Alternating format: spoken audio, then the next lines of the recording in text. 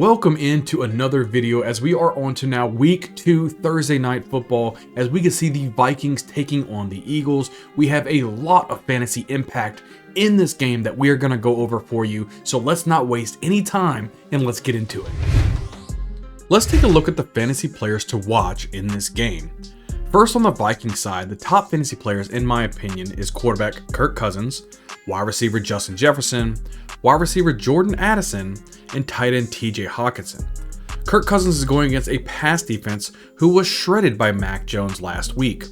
The Eagles defense after 1 week ranks 29th in the NFL and gave up 306 yards through the air. Now Cousins leads a pass attack that can be an absolute potent monster.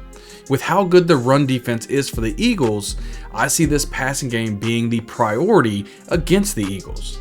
Look for Kirk Cousins to post a positive game this week.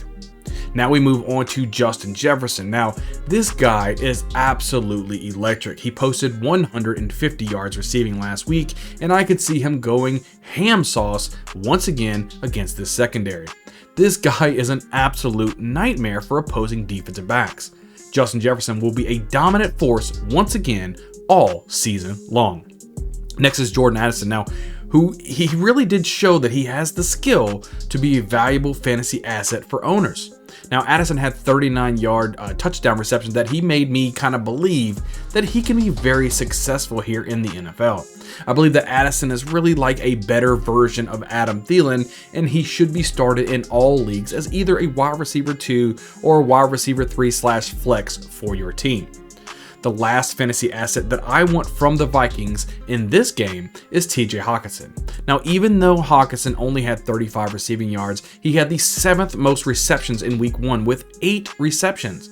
It's only a matter of time before Hockenson really starts to go off, and this week it could be it. Now, last week the Eagles gave up 8 receptions for 92 yards and a touchdown to the Patriot tight ends.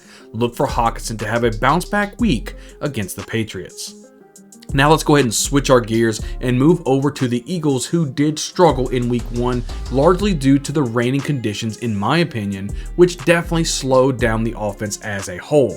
Now, Jalen Hurts had an awful game to really his standards. He posted 170 yards passing for 1 touchdown and only 37 yards rushing. That's not what we're used to seeing from Jalen Hurts. It was a very nasty game with all of the rain, and I'm just chalking all of that up to that. I can easily see Jalen Hurts getting back on track with the usual game that we are all used to seeing. Jalen Hurts should be in your starting lineup, and there should be absolute no debate on this being only week 2. You know, I know he had a bad week last week, but I can guarantee you don't have a better quarterback to replace Hurts in your bench or on your lineup. So just put him into your lineup and move on. Next, we have A.J. Brown, who ended, with an underwhelming type of performance. 79 receiving yards and no touchdowns. That's not okay for managers who spent a late first to an early second on this guy to be one of the cornerstones for your team. I say fret not. Those rainy conditions did not bode well for the Eagles team and should be much better this week against the Vikings.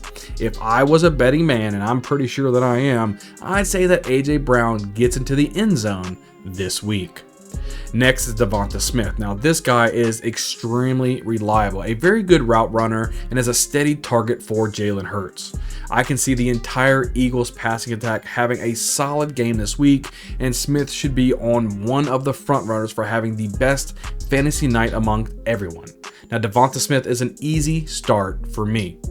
Last but not least, for the fantasy players that I'm watching in this week on Thursday Night Football is Dallas Goedert. Now, I understand that Dallas Goedert had a massive goose egg in week 1, but hear me out.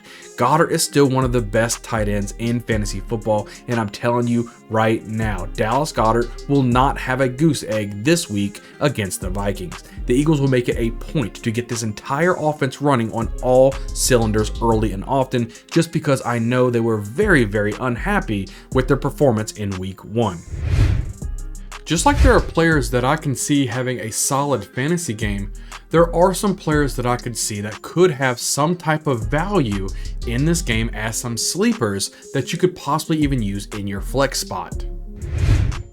For the Vikings, I can see Alexander Mattison and KJ Osborne as fantasy viable just for the fact that they are playing a high-powered offense on the other side and against a defense who suffered some injuries last week. Mattison will continue to be used as a secondary piece in this offense just really due to that stud run defense for the Eagles. You are most likely starting Mattison, but this week there's no way that you can really feel confident about that situation. Now, Osborne, on the other hand, does have some flex appeal, as he can easily get you 3 to 4 receptions for 40 to 50 yards and even a possible touchdown in this offense. It is a possibility. Now, for the Eagles, I can see Kenneth Gainwell with a place in your flex as a Hail Mary type of play to get some carries, which could provide some value just due to the volume that he has been receiving at the moment. Now, we could have seen Gainwell so involved last week due to those rainy conditions, but the fact is that DeAndre Swift only received 1 carry. Now, Gainwell is the flex play here if you need to use an Eagles running back. At the end of the day, anyone can go off and be a fantasy asset, but it's up to you to ultimately decide who to put into your lineup. As always, I do appreciate you watching the video. I can't wait to see you guys on the next video as we start putting some out tomorrow for our starters that I'd like to see you put into your own lineup. But can't wait to see you guys on that video and possibly even one on Saturday. We'll see you guys next time.